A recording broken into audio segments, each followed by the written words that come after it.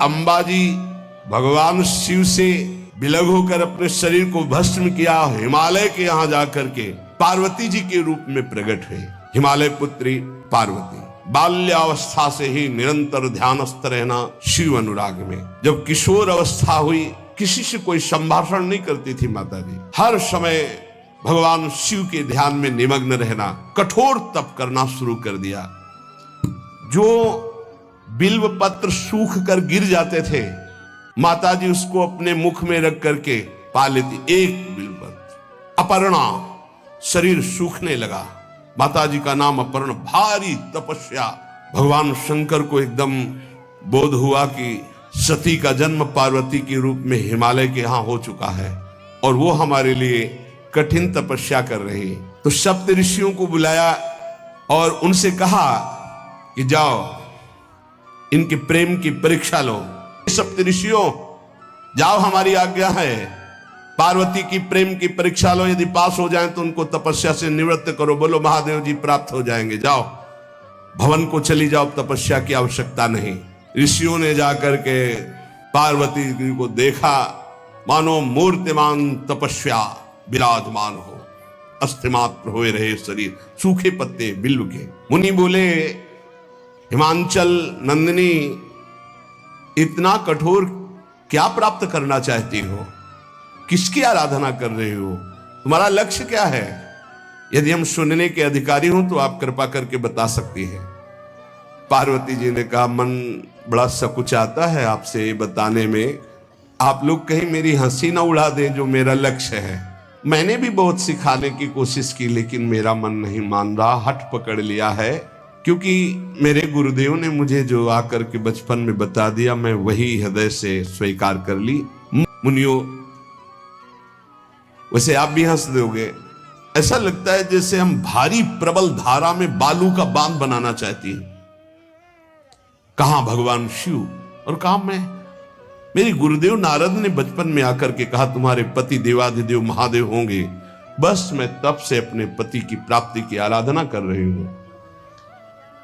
पता नहीं आप मेरी बात सुनकर हंसेंगे कि मानो बिना पंख के मैं आकाश को छूना चाहती हूं।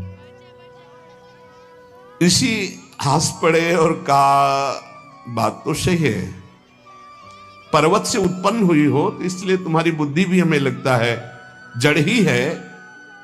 नारद के उपदेश से आज तक किसी का घर बसा है? नारद के उपदेश से किसी का घर बसा है? अरे जिस जिसका उपदेश किया उसको बैरागी बना दिया, गृहस्थी तो बनाया नहीं। नारद उपदेश सुनकर किसी का घर बसा हो ऐसा तक प्रमाण नहीं है। देखो, दक्ष के पुत्रों को उपदेश किया, 10,000 को 1,000 लौट कर नहीं आए, सब बैरागी बन गए। गुरु नारद जी की जो सीख सुना बर्बाद हो गया, बाबा जी बन गया, भजनानंदी बन गया। वैसे हम बताएं, नारद जी हैं बड़े कपटी, ऊपर से साधु का चिन्ह है, अंदर से कपट। क्या कपट? उसके संसार का नाश कर देते हैं, भगवान से जोड़ देते हैं। मुझे नारद जी की बात कम समझ में आती है। ये उल्टा बोल रहे ऋषि परीक्षा के लिए, गुरु निष्ठा हटाने के लिए, समझ रहे हो? पार्वती जी ने कहा, बचपन में मेरे गुरुदेव ने बता दिया, वही मैं। नारद जी की बात आज तक घर किसका? जो नर नारी नारद की बात सुने भवन त्याग करके भिखारी बन गया, प्रमाण है। उनके वचनों पर तुम विश्वास मान रही हो? महादेव जी को पति, निर्गुण नीलाज कुबेश कपाली, अकुल अगेह दिगंबर ब्याली। नारद जी ने तुम्हें भगवान शिव को पति, बिल्कुल निर्गुण समझो। निर्गुण को बता, दूसरा भी अर्थ होता है और एक अर्थ होता है कि कोई गुण नहीं। नीलाज, नंगे धड़ंगे घूमते कभी कभी। दिगंबर, कोई लज्जा नहीं। कुबेश, भाई सुंदर मुकुट लगाए हो, पोशाक पहने हो, नहीं, चिता की भस्म लगाए, मुंडों की माला पहने, बहुत बाघंबर डाल लिया, ये कुबेश है। कपाली, मनुष्य के मुंडों की माला। अकुल, आज तक कोई पता नहीं लगा कि किस कुल के हैं महादेव जी, क्योंकि सब कुलों के मूल है, मूल का मूल वही है, उनके मूल कोई है नहीं। आगे एक दीवाल नहीं है, 60,000 योजन का एक बरगद का पेड़ है, उसी के नीचे रहते 60,000 योजन, 1 योजन 4 कोस, 1 कोस 3 किलोमीटर। कितना बड़ा वटवृक्ष कैलाश में, एक वटवृक्ष जिसके नीचे रहते 60,000 योजन का, 6 ऋतुएं शोभा देती उसी वटवृक्ष के। और कोई घर तो है नहीं महादेव जी के। और आभूषण भूल मत करना, बड़े बड़े विषैले सांपों का आभूषण कोई सोना चांदी नहीं पहनते महादेव जी। हमें लगता है ऐसा दूल्हा के लिए ऐसा तप।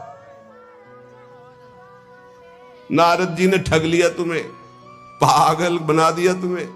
देवाधिदेव महादेव के सुनो,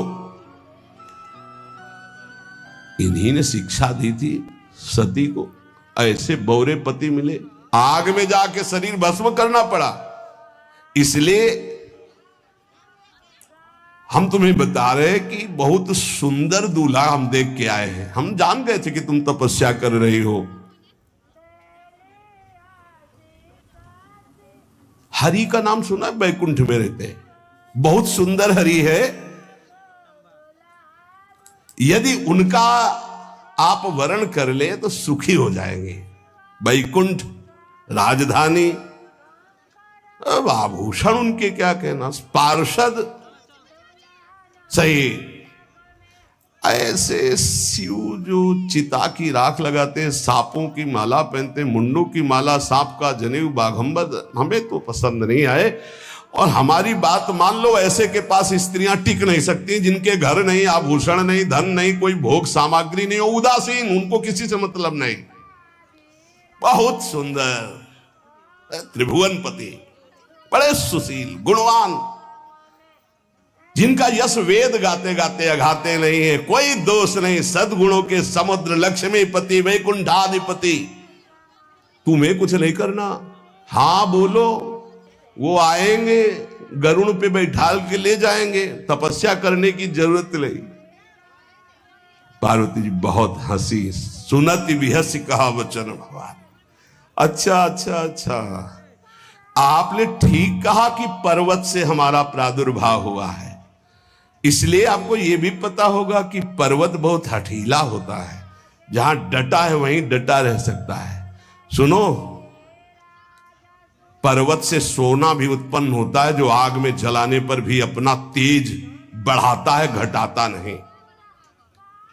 तुम मेरे गुरुदेव के प्रति ऐसा बोले कि वो जिसको उपदेश करते हुए उसका घर उजड़ जाता है, तो बसो भवन उजरो नहीं डरो। पर नारद बचन न मैं परिहरऊं, अपने गुरुदेव के एक भी शब्द को मैं नहीं काट सकती, चाहे मेरा जीवन रहे या ना रहे। बसन हमारा और हमारा भवन, हमारा श्रृंगार, हमारा सर्वस्व, ये मिले या ना मिले, पर हमारे महादेव जी मुझे मिले। तुम आभूषणों की, वसन भूषण की बात कर रहे हो, ग्रह की बात कर रहे हो, पद की बात कर रहे हो। गुरु के वचन प्रतीति न जेहि, सपने हूं सुगम ना सुख सिद्धि तेहि। एक बात तुम्हें बता दूं सप्तऋषियों, जिसे अपने गुरुदेव के वचनों पर विश्वास नहीं, गुरुदेव का भरोसा नहीं, उसे कभी कोई सुख और सिद्धि कदा प्राप्त ही नहीं हो सकती। महादेव ओ गुण भवन विष्णु सकल गुण धाम, जय कर मनोरम जाहि संते ही सन काम। आपने बताया कि महादेव में कोई गुण नहीं है और विष्णु समस्त सद्गुणों के धाम है, मैं मानती हूं, लेकिन मेरा मन महादेव जी से रम गया है। 1000 बार आकर के, सैकड़ों बार आकर महादेव जी भी कहें कि अपने गुरुदेव के वचन छोड़ दो, तो मैं अपने गुरुदेव के वचनों का त्याग करने वाली नहीं। आप जा सकते हैं, बहुत जगत में कुंवारी कन्याएं और कुंवारे वर हैं, उनका ब्याह करा दीजिए। मेरी तो केवल एक ही बात रहेगी, हर जन्म महादेव जी के लिए। समस्त सप्तऋषियों ने साष्टांग दंडवत की और कहा, जगदम्बा आप नित्य शिव की अर्धांगिनी, भगवान शिव ने ही मुझे भेजा था आपकी परीक्षा के लिए। जाओ भगवान शिव सब जान रहे हैं, ब्याह पक्का, अब आपको तप करने की जरूरत नहीं है। करके सप्तऋषि गए हिमांचल से, कहा सादर अपनी कन्या को लिवा लाओ और ब्याह की तैयारियां शुरू करो। महादेव जी ब्याह के लिए पहले से ही राजी हैं और समस्त देवता ब्रह्मा जी आदि उनके पास जा रहे हैं प्रार्थना करने के लिए। इधर जब पार्वती जी को लेकर हिमालय अपने घर पे आते हैं, तब भगवान विष्णु, समस्त देवता, ब्रह्मा जी कैलाश पहुंचे, जहां भगवान शिव विराजमान थे। सबने स्तवन किया और कहा प्रभु बहुत दिन से एक लालसा है। भगवान विष्णु, ब्रह्मा जी, समस्त देवताओं ने कहा प्रभु हम सबके मन में एक उत्साह है, आप दूल्हा हो, हम सब बराती हो, आपका विवाह देखना चाहते हैं। प्रभु ये उत्सव देख ले तो हमारा जीवन सार्थक हो गया, आप हां बोलो। कामदेव के मद को चूर करने वाले आपको दूल्हा रूप में देखना चाहते हैं हम सब। स्वामी का स्वभाव होता है सेवक को सुख देना। पार्वती जी ने अपार तप किया है आपके लिए, आप उनको अंगीकार कीजिए। भगवान विष्णु, ब्रह्मा जी की प्रार्थना सुन करके भगवान शिव जी ने कहा तथास्तु, ठीक है ब्याह पक्का। देवताओं ने नगाड़े बजाए, फूलों की वर्षा होने लगी, देवाधिदेव महादेव की जय के नारे कैलाश में गूंजने लगे। सप्तऋषि भगवान शिव के पास आए, कहा प्रभु बड़ी अनन्य है पार्वती जी, आपकी अखंड प्रेम है,